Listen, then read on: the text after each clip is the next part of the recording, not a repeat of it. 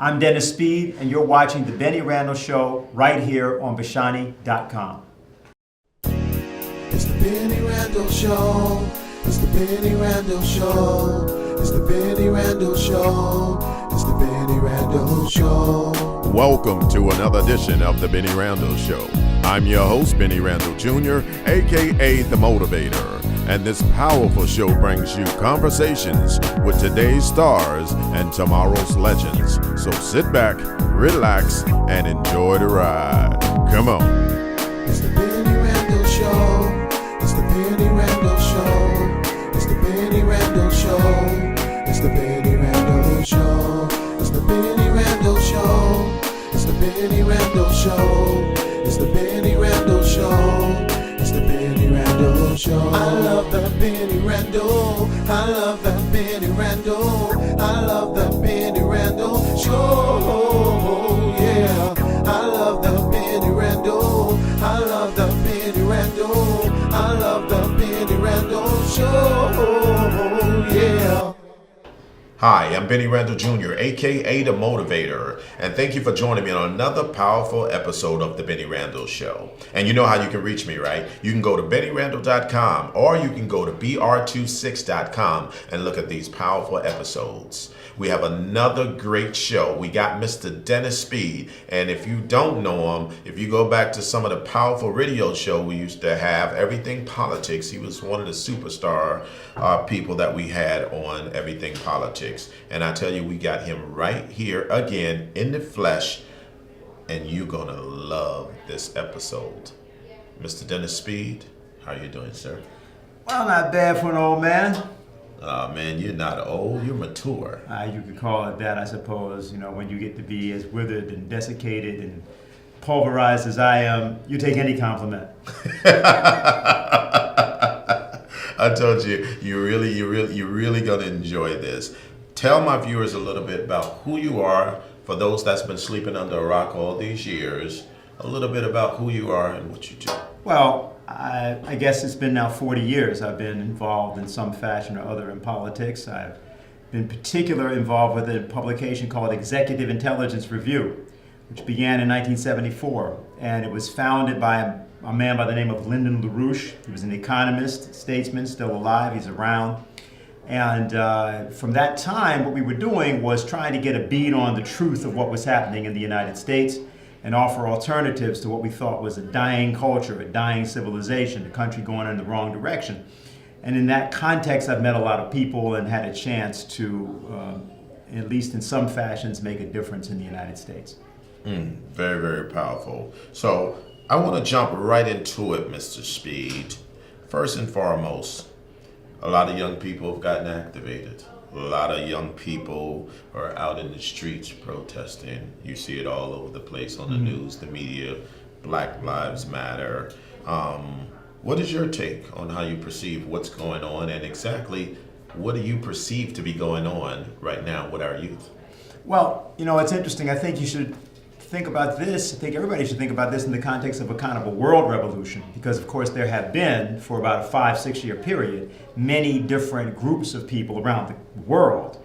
For example, if you were to look at Spain right now, where half of the young people are unemployed, there was just recently a demonstration of 300,000 people in the streets of Spain.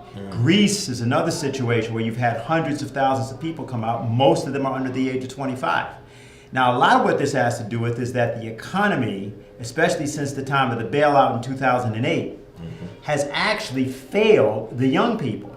In other words, you don't have productive jobs at decent wages and skills. You don't have a situation in which you have the kind of opportunities that this generation needs. You're still in a kind of a no future situation. Yes, there was a bailout of the banks, but the people of these countries were not bailed out. And whether we're talking about Europe, or South America, or Asia, or Africa, or the United States, this is the background. Now, in each one of these countries, you have different particular issues that may catalyze actions. But you point out something which, of course, we used to talk about quite a bit back in the days when we were doing the show Everything Politics, that at a certain point, as you remember, all of a sudden, young people seemed to sort of burst onto the scene. And then particularly in that period of 2006, 2007, and 2008. But if you look at what was going on at that exact same time, that's when the bailout of the banks happened. In other words, you had severe economic disruption that was not admitted until it actually appeared in the form of the problem of Lehman Brothers and the problem of the other banks at that time, AIG. So let me interject here.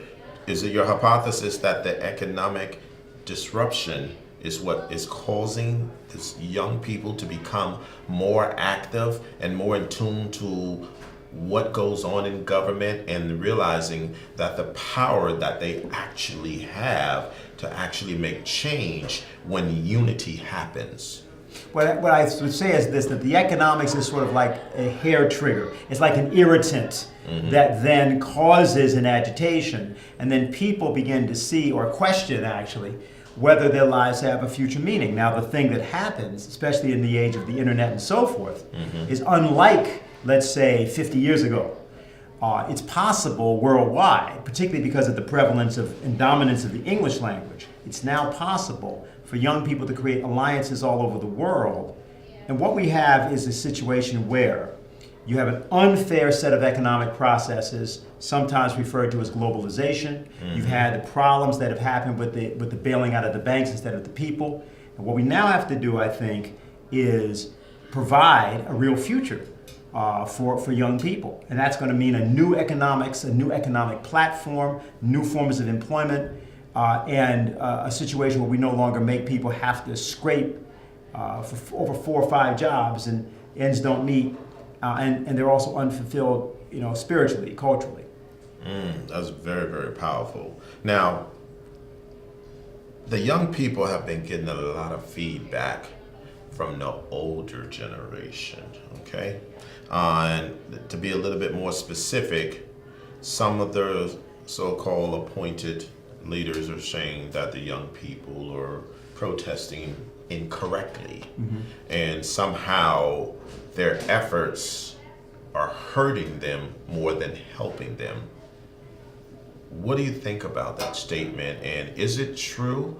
Are they misguided frustrations, or do you see something bigger happening, that this disconnect between the older and the younger are not understanding each other, so that's why they're seeing it different? Well, we need to put it in the world context, because right now the truth is that the United States, as has happened in every other country, has failed political leaders.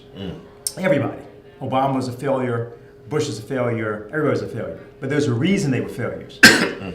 It's not merely that it's the case that everybody is greedy or there's some sort of pursuit of a particular economic motive or anything like that. Many people say this, they give these political motives. It's something different. It's that there's a future that you have to lead people toward, and that future requires visionary thinking. Now, that's where you have a problem between the old and the young, because the old are often attempting to hold on to ancient ways of thinking. Matter of fact, right now, our biggest problem is when you look at things like power and energy. For 50, 60 years, it's been known that there's a form of power, thermonuclear fusion, which is a form of power that would allow you to do away with all the fossil fuels. You don't need oil, you don't need coal, you don't need any of those fossil fuels. And that this is a process which is clean energy. It's not even like nuclear fission, which would be the...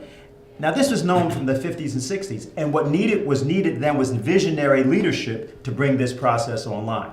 JFK, to some degree, John F. Kennedy, had that idea, even Dwight Eisenhower with his Atoms for Peace. But here was the problem. People realized that if you brought that online, then you could no longer play all the strategic games that are played, the geopolitical games that are played, where all of a sudden the Middle East is important, or Mexico is important, or this place or that place because it has oil. Or in Africa, cobalt is important for the making of nuclear bombs, and therefore you make sure that the Congo is always subjugated, always colonized by somebody. You couldn't play those kind of games. Visionary leadership would have said, so what? That's good. It means that we can build a world where there's equal or developed wealth for all sorts of people and nobody's threatened. And I want to interject here, because you know how I like to do it. I like to make sure my viewers understand where we're going with this. Right. And so I want you, in a little bit more layman terms, tell me what seems to be the wall between this generation and that generation when it comes to getting things done? What you have is you have to have an idea of the future.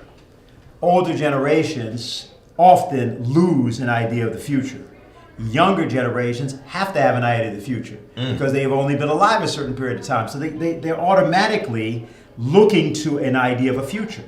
When you have a society where there is no idea of a future, you will see among the young a form of pessimism or self-destructiveness, but that's not coming from them. That's coming from a recognition that the society that which they're part no longer has a conception or a commitment. Let me give you an example. China right now, we've got 1.5 billion people, and you have a situation where the Chinese government, this is not well known, has a plan. This is why their space program is all about mining the moon for a very specific material, which is called helium-3. And their plan is That what they're using it for is they're going to fuel their thermonuclear fusion reactors on Earth with that fuel. Oh. And they've been Are you doing telling this. me that's possible? I'm Or telling that's you, a theory. No, I'm telling you, that's already happening. That the plans and the program and the policy, they're turning out 3,000 to 5,000 thermonuclear fusion scientists a year right now for that program. And they've been doing that for the last 5-6 years. Specifically to Mine the moon. They're going to mine the moon. This is what we were doing in 69, 70, 71, but we gave it up. Now the Chinese have seen that because they got that problem with pollution. Everybody talks about that. They know they can't burn a lot more coal. Oil is not really a future-oriented technology, so their whole thing is, well, we're going to leap over all of these and we're going to go to the cleanest form of power there is, because the waste product you get from thermonuclear fusion is water. So in other words, it's a win-win situation. So they have 1.5 billion people. They got the plan for what's going to happen as they continue to grow. Wow. See? So they are in a future direction. And if you go to China, you find among the young people in that society, there's optimism. They ride high-speed trains that go at 300 miles an hour and 400 miles an hour. You try doing that on Amtrak, you kill yourself. You're blowing my mind like always. You take me somewhere where I don't visit that often. So I'm so glad. That's why I love to have you on the show, because I like my generation and even younger generation to understand that there's some bigger ideas happening here, and we're not paying attention to it. Now, what's going to be the biggest benefit for mining the moon? Because if you ask the average young person about mining the moon, they probably can't tell you. If you ask them what's coming on Netflix next week, they probably got you. Yeah, but you see, if they were Chinese, they could tell me. That's what I'm trying to say, right? Because the Chinese, right, they're turning out engineers and mathematicians and this and that. So people have a sense that they're progressing. They're coming out of an impoverished state to a higher state. But let's go to India. Here's something interesting. The new Prime Minister Modi, when he was in New York City in September, he said the number one asset we have in our country, the thing that makes us wealthy or can make us wealthy, are the 650 million young people under the age of 30. Wow. That's what he said. That was the major asset of that country. And so he said, so he understands that, the value in them. He said, the planet is getting old, and what's going to happen, we are going to do the work for the entire planet. He said we're going to have 1 million new jobs a month for 10 years. 1 million new jobs, that's 120 million jobs. Now, break that down for my viewers. How does he come up with that? What he did, he figured it out this way.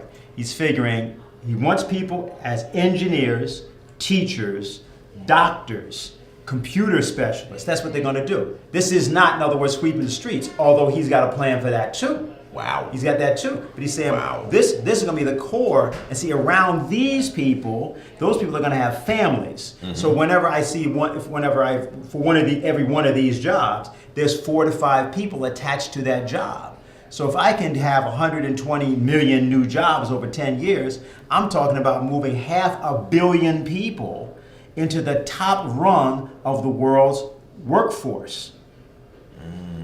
So that's his idea. How come we don't have ideas like this? That was going to be my next I question. thought you I would guess say you that. must be psychic. I don't know if you Cleo or not, but go ahead, because that was going to be my next question. How come we don't have that here in America, and how come we are not adjusting our young people towards that? See, we got to understand something here. And here it helps. My advanced age helps in this case.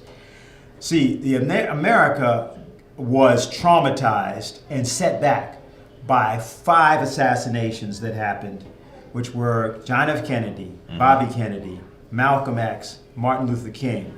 Okay, and there's another assassination that happened a long time back, which people don't know about, and I mentioned it because it was a white man by the name of Huey P. Long.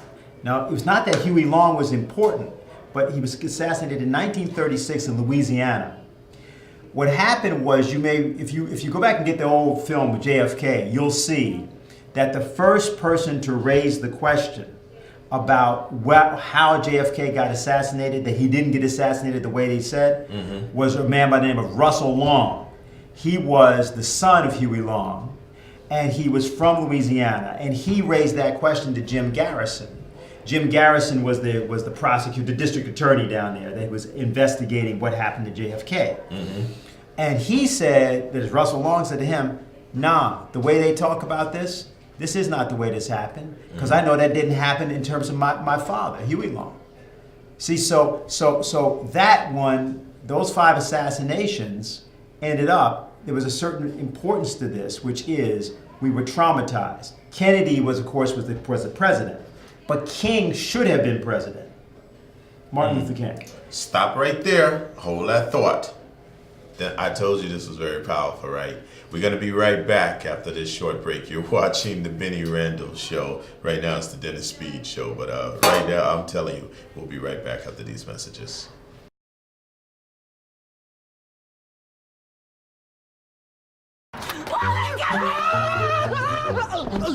Yo, what the doing in my car?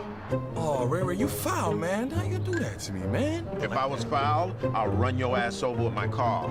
Get to stepping. Come on, man. Ray, come on, B. Can't do a brother like that, man. We go way back, man. Come on, man. Yo. Get the hell out of here. All right, bro. What's good, you little gold digger? Who you calling a gold digger, you buster? You no-flavor wannabe Puerto Rican? Oh, snap, Rico. You ain't Puerto Rican, son?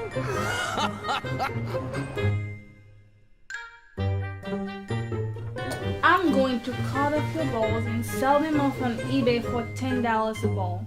The last man that cheated on me fell off my building after I pushed him. He slipped. Ray, have you seen Jake? He jumped out my car like a rabbit and took off running like he stole something. We was on our way driving back to play doctor. Lollipop, how the hell you get in my house? Does everybody have a key to my house? I hope you drown, you wannabe actor. This is so damn bootleg. I'm so out of here. I will bust a cap in you, son. I am from the hood. Okay. I will bust a cap on you, homie. okay. Don't let this white girl stuff fool you. No, don't- I'm a straight OG from the city of Compton. Okay. Snoop Dogg. Okay. If it weren't for the DNA test we did, I wouldn't even believe it was your son. Because what you didn't know, that fine-ass UPS guy that used to come around our house all the time was making special deliveries when you weren't at home. Booyah!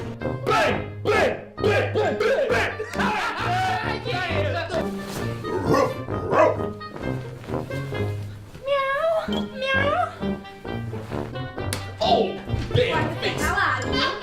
This ain't no damn casting call. This is a booty call. And I've never heard of no damn director named Pookie. Ray!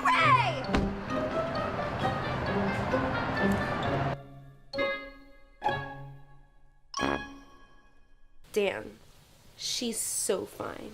Welcome back. You are watching the Bennie Randall Show. I'm your host, Bennie Randall Jr., aka The Motivator. And make sure you reach out to me at BennieRandall.com or BR26.com and see these powerful episodes. Let's continue our journey into what I call intelligent talk with Mr. Dennis Speed.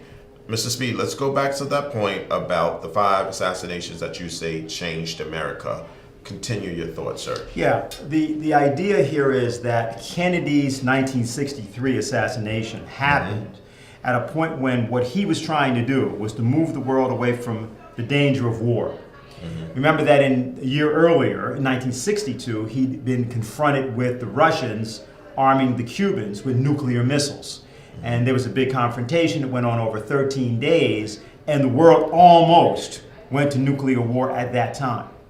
So he tried to back the United States and Russia both away from that. And he gave a speech in June of 1963 at American University in which he proposed a joint exploration of space between Russia and the United States. Then it was the Soviet Union.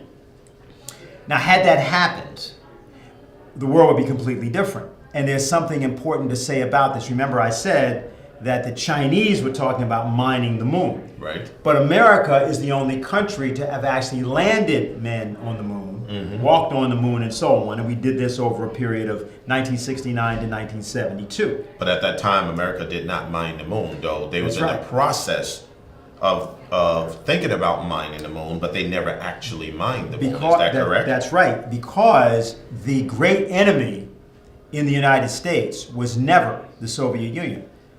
The great enemy of the United States was what we call the City of London. That's right. That from the time of the end of the Second World War, Explain that. I'm going through it. Franklin Roosevelt in 1943, 44, and 45 told the British he was not fighting the Second World War to preserve the British Empire, which had all these colonies all over the world. You know, when you talk today about places like Kuwait or Oman or United Arab Emirates or Dubai, these are not countries. They're called countries, but they used to be colonies of the British Empire. They were trading posts that the British developed as stop-off points on their way to Hong Kong, which, of course, as everybody should know, they ran for 99 years. So in today's world, when people talk about these oil-rich nations, these things are piggy banks, man. The Kuwait is made up of something called the Kuwaiti Investment Organization.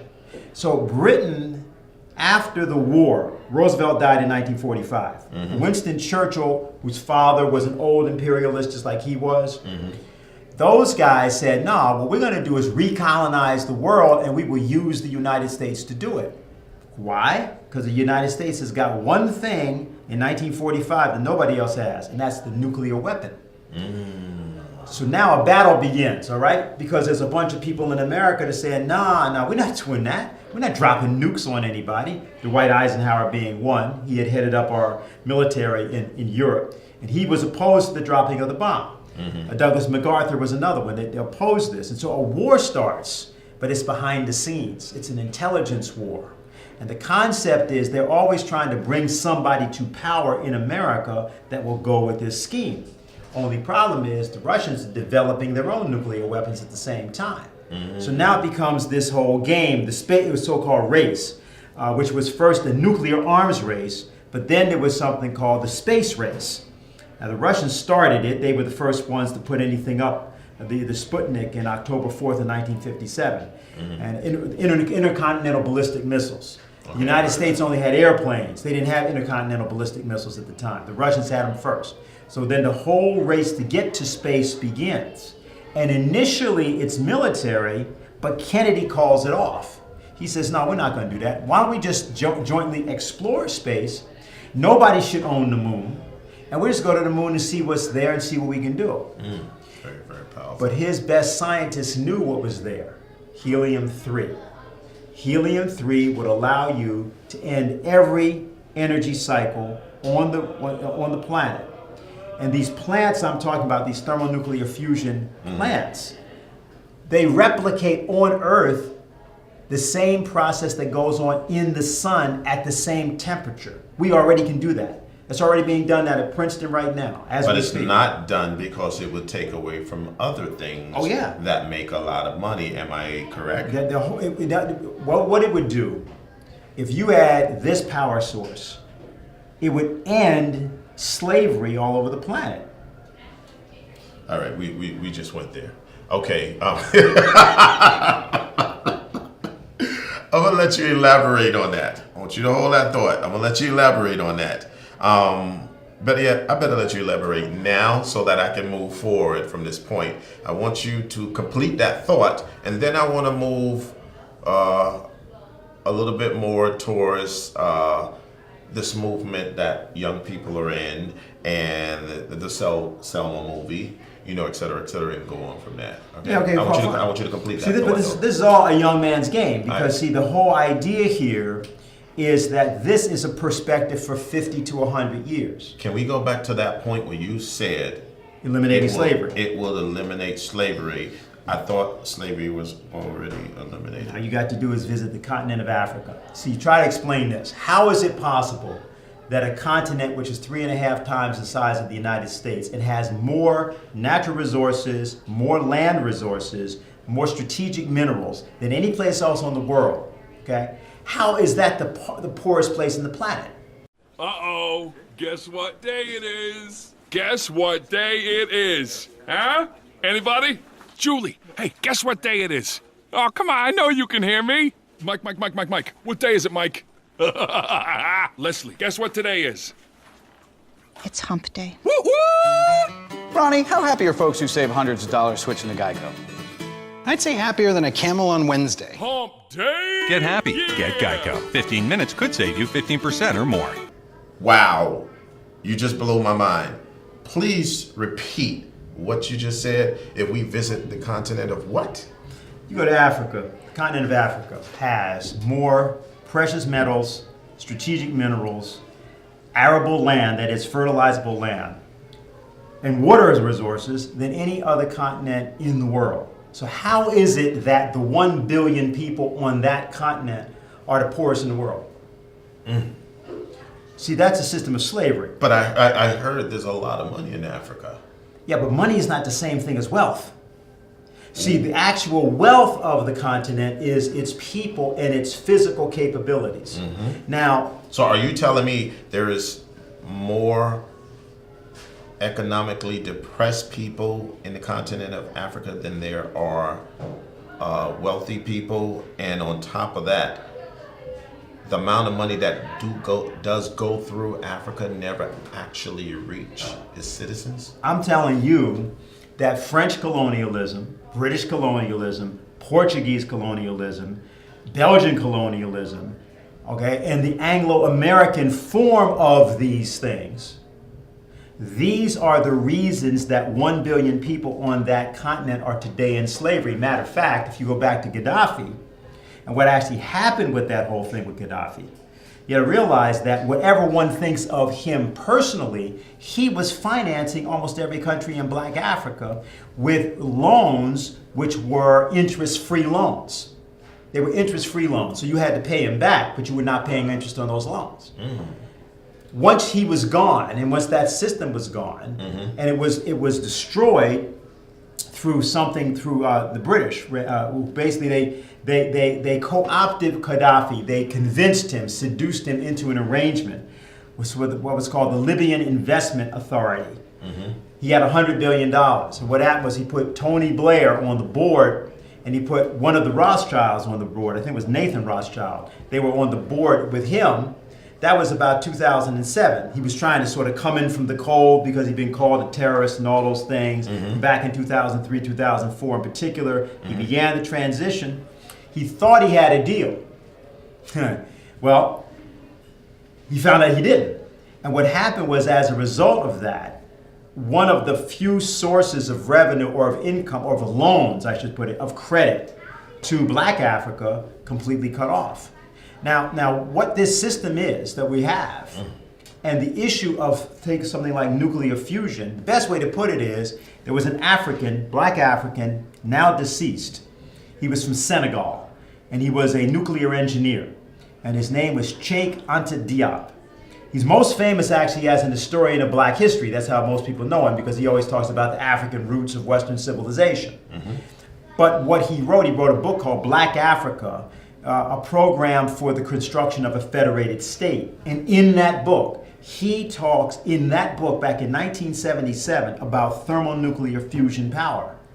He says Africa has to have this now It should not go through all the stages that the other countries have gone through, and we should use our considerable resources to leverage our ability to build these kinds of thermonuclear fusion power plants.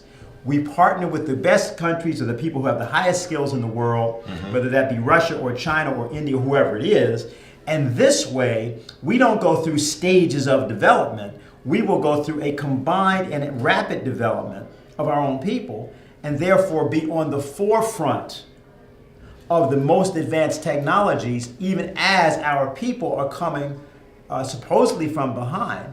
But we're using our resources in a way that allows us to, the most, as within a generation, create among young people the capacity to change their thinking in the same way that happened, in the Second World War. Wow, Mr. Speed, you know we can go on and on and on. Wow, that's powerful. But there are some other things I do want to get to. Let's fast forward to the Eric Garner and Michael Brown cases. Give me your thoughts. What's going on? Okay, if you look at St. Louis, and if you look at that area, you got St. Louis is on the western side of the Mississippi, and East St. Louis is on the eastern side of the Mississippi. That's why it's called that, okay? Ferguson is a suburb of St. Louis. If you look at the unemployment, particularly among young people in that area, it's about 55%. Wow. Now, what was actually going on here is that, this area is distinguished by something else. 100 years ago, 1916, the East St. Louis riot, 200 black people killed in that riot. By the way, what race riots were traditionally in America were not actions by black people busting up property. Race riots in America were actions of whites killing black people. And in the East St. Louis riot, that's what happened. Now, the reason I bring it up is these were workers who black people were being brought in to basically take their jobs at lower wages. So when you look at that area of the country, that angered them, and that's how you got those race riots. That's what's precipitated. They were that mad. point. So I guess similar to what's happening. And that's what with I'm all trying the to say. Immigrants that are coming in now. In part. Right? In part. That's why a lot of people are saying, hey, they're taking these jobs and they're taking that jobs. But a lot of these jobs, Mr. Speed, are jobs that other people don't want anyway. Number one. But number two, they're also jobs that are not, people in that area could have the most advanced. The Chinese, for example, have offered to build up and expand the St. Louis airport in that area. Now, then that's talking about airport traffic. The Chinese build high-speed rail, magnetically levitated trains. St. Louis is the natural link between the entire Midwest, the entire American South, the West, and the East. And it was that. That's why, that going back many, many years now, it was built originally because of its role. No, I don't know, though. I'm scared. You're so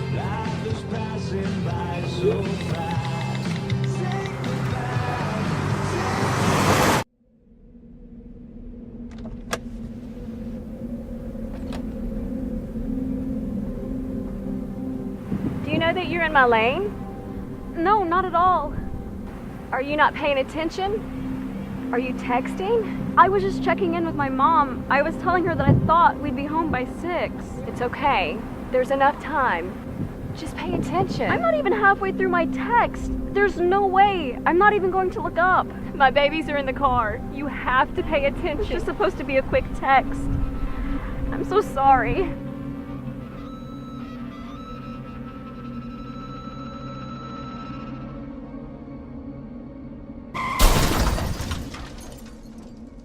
Welcome back. I told you it was going to be a powerful episode. That's why we have extended it, with the Honorable Dennis Speed. Okay, let's go back to St. Louis. I think you ended right there. You just blew my mind for a second, because all this time I'm thinking race riots meant black people tearing up people's homes and tearing up people's businesses and burning down their own neighborhoods. And you're telling me that's exactly not true. Yeah, exactly. And it's important to put a context around the matter that people have brought up about what they're saying is Black Lives Matter. Now, some people will criticize it and say, well, everybody's life matters. Well, but there's a very specific issue we're getting at here. And that's why, by the way, I would attach it to what we were referring to before about Africa. You're at a point now, in other words, we're in the 21st century, well into the 21st century. Malcolm X was walking around on the planet in the 1950s and 60s talking about the necessity for African American unity with Africa. And he knew a lot of people at the United Nations at the time talking about it. We're 60 years past that. And the situation, if anything, is actually worse. Matter of fact, if you go to Europe now and you look at what's happening with those countries, take Greece, for example, those people went through the same kind of austerity that the International Monetary Fund used to oppose on Africa way back. So when you look at Garner in Staten Island, remember what he was doing? He was selling cigarettes on the street. Basically to maintain his family. Well, yeah, but he was doing something to maintain his family in whatever way he could. But why did he have to do that? Where was the economic dislocation that created a condition in which he was unable to find the kind of gainful and advanced productive employment that not only would have made his family proud, but would have been available in a New York City where, for example, the subway system of New York City, which used to be the best subway system in the world, is now one of the most obsolete in the world.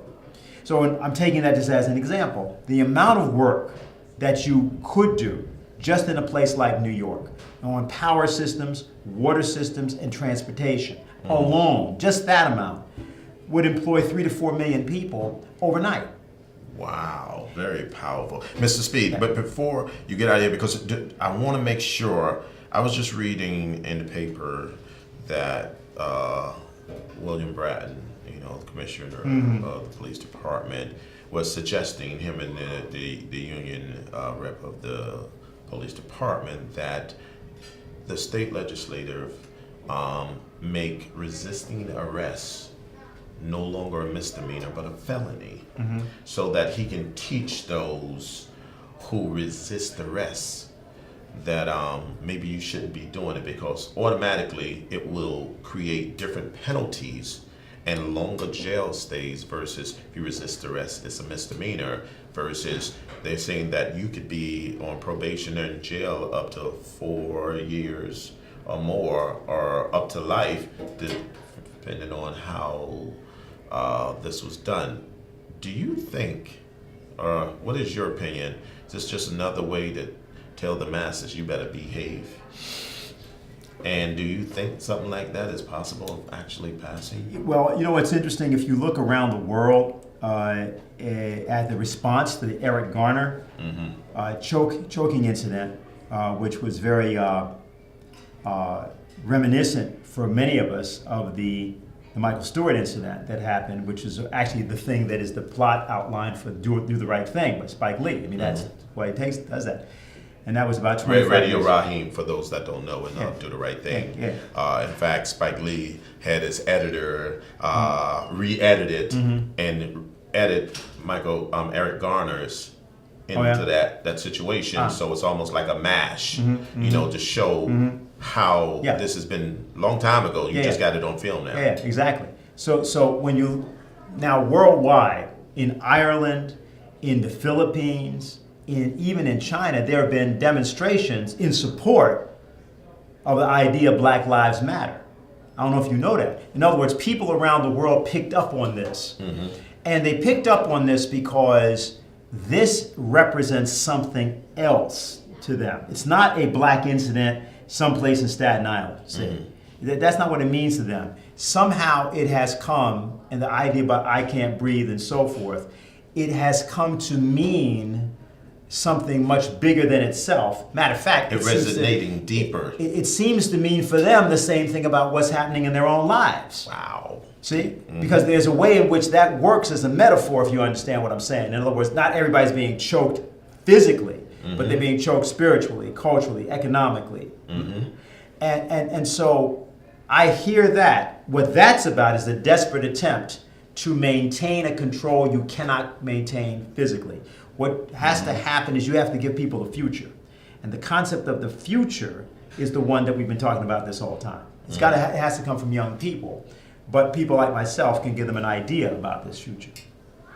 Wow, that's very, very, very powerful, man. It's, woo, you're blowing my mind here. So where do we go from here? And not sure if you answered my question, and that is, do you think that has the possibility of passing? And do you think it's just a ploy to put more people in jail? You already have 3 million people in jail in America, and if you're honest about it, there are more people per capita in jail in America than any other country in the world, which means that either we have the most repressive society in the world, or we have the most criminal society in the world, or both. And this means that something has gone drastically wrong. In answer to what you're saying, yes, people have talked about a prison industrial complex. I prefer to call it a prison monetary complex. But I think that the issue is this. They will try to pass that. We can stop that. But the way we stop it is we have to have an international movement of people that recognize the following. We have right now a short period of time in which, and this has been true for many years now, but it won't stay true. The people around the planet who have the highest profile among young people in the world are African American young people, male and female.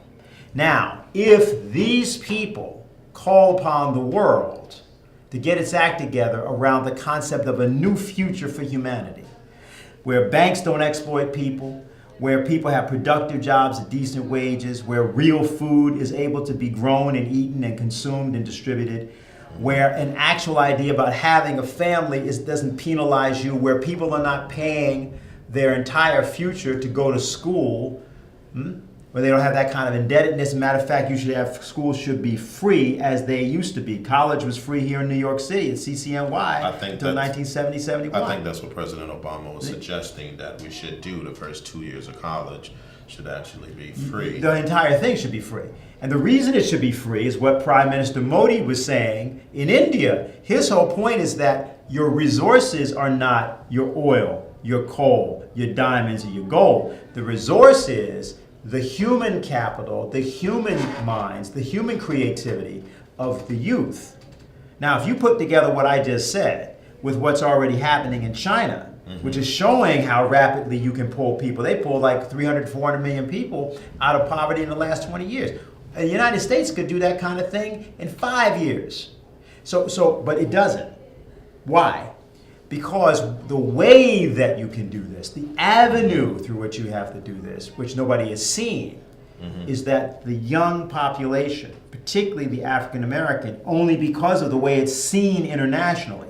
It's not because of some intrinsic quality among the African Americans. It's because of their strategic location in the United States.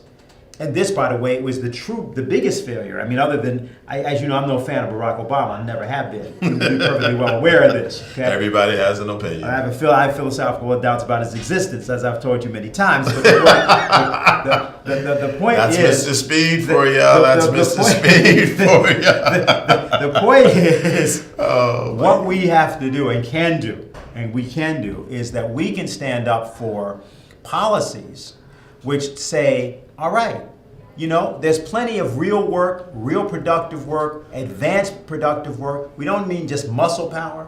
We're talking about taking people to a new future, a new economic platform. And we can all be affluent. We can all see levels of the eradication of poverty, all that stuff. But there has to be a vision that is given by leadership. Now that leadership should come from young people rather than looking for it, because you're not going to find it if you look in the older generation. It is not there. It's got to come from you and me. Well, not me, the youth. All I can tell you is I told you he was going to bring the fire. Can you believe an hour has just passed and he's still going? You know what I mean? I could go on for 3-4 hours, but unfortunately he's got to get on a trip to some far off land where none of us know exists. But let me tell you, Mr. Speed, I really enjoyed you being here, man. I tell you, it's without a doubt. I learned so much that sometimes I don't even want to talk. I just want to hear you talk, you know. And ladies and gentlemen, before we go, I want you to tell my viewers, give them a little summary of what they can do to make change now. Well, there's a couple of websites. Executive Intelligence Review has a website. LaRouche PAC, I'm with Lyndon LaRouche and his whole Political Action Committee, as I said before. But besides that, you asked me a very particular question, so let me actually answer that question. If you have the time, I got the time. No, here's what we got. There was a thing back in the days of the American Revolution before it got started, and it was called the Committees of Correspondence. See, this is back in the days before, there wasn't mail, there wasn't even email, there wasn't mail, all right? So to correspond in the colonies, because there was no United States, they had special committees of people who were actually talking about making a revolution, but who appeared to be talking about the weather, for example, all right? Now, what we need worldwide right now are committees of correspondence, where what happens is that people are in touch, and what they're doing around the world is whatever insight or success they've had in violating the norms of political life, going past the obsolete parties, and so forth, getting individual candidates and independent candidates elected who are doing simple things like you stop the banks from looting everybody. You separate out our paychecks from the gambling that is being done with the derivatives and all that other kind of paper. Simple thing like that. That's what the Greeks are trying to do right now. And so they're saying we're not going to pay the debt. But you know what? Back in 1953, Germany got that deal for free.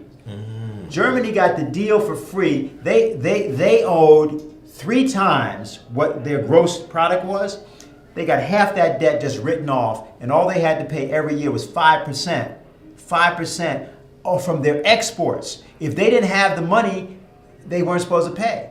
Greece, they owe like 175%, 1.75 times. So that's like less than Germany, way less.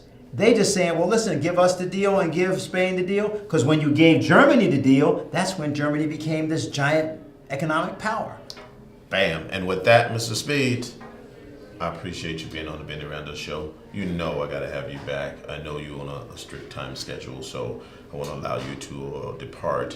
And with that, ladies and gentlemen, like I always say, there's a lot of things that we, as our generation, the younger generation, and the old generation, that I believe that could be passed on from one generation to the other generation. I love having people like Mr. Speed here that offers that ability to and information to give us something to look deeper and look forward to, and learning that we are much bigger and better than we have been told. And even in the libraries, that certain information has been suppressed.